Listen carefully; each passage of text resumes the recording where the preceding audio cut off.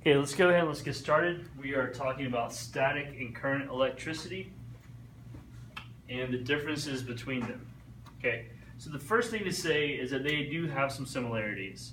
They're going to involve electric charges that are moving. For static electricity, the electric charges only move when there's a discharge, but it does involve movement in some way. Both can be measured in voltage.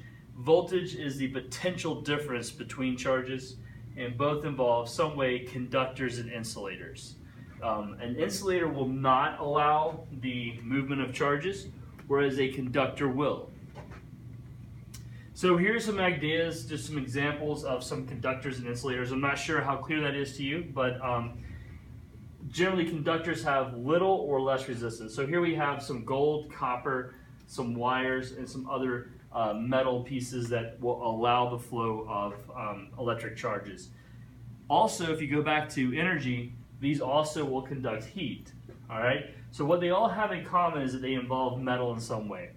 Other things are conductors also. Also, water is a conductor. That's why you should not be in the pool when it's lightning outside. So insulators. Here I have some plastic sheeting, a piece of plastic bottle, and then some wood. Other things such as glass, those are also going to be insulators. So again, the resistance for insulators is so high, it will not allow electric charges to pass through. So we have a concept for resistance, and this applies more to current electricity. But here I have an electric current, I have a dry cell, and it's going to go through, you have a switch here, so the switch can open and close the circuit. When the circuit is closed, the bulb will come on. So the bulb in this circuit, we call it a load. That is the thing that you're trying to operate. In the picture, the load is also going to cause some resistance. So the ability for these electric charges to be pushed through, that's the voltage, and that's contained right here. The current is going to be how many electric charges are passing through this conductor. And then the resistance is what is slowing that current down. In this case, it's the bulb, because that's what's being used for the electricity. Here we have some differences between them. So here's an example of a buildup of those negative electric charges in the clouds. If you get enough of these, it's going to cause lightning.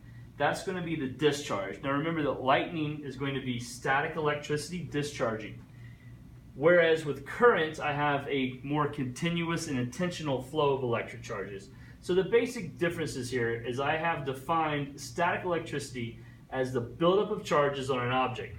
It's going to be stationary until it's discharged, whereas current is a continued, controlled movement of charges. Most of the time, this is going to be something that's intentional that we design as humans and what we use as humans. So another difference is that if you do look at the purposeful use of electricity, we are using the current, and static electricity is going to be more of a natural, uncontrolled, wild type of electricity. Thank you.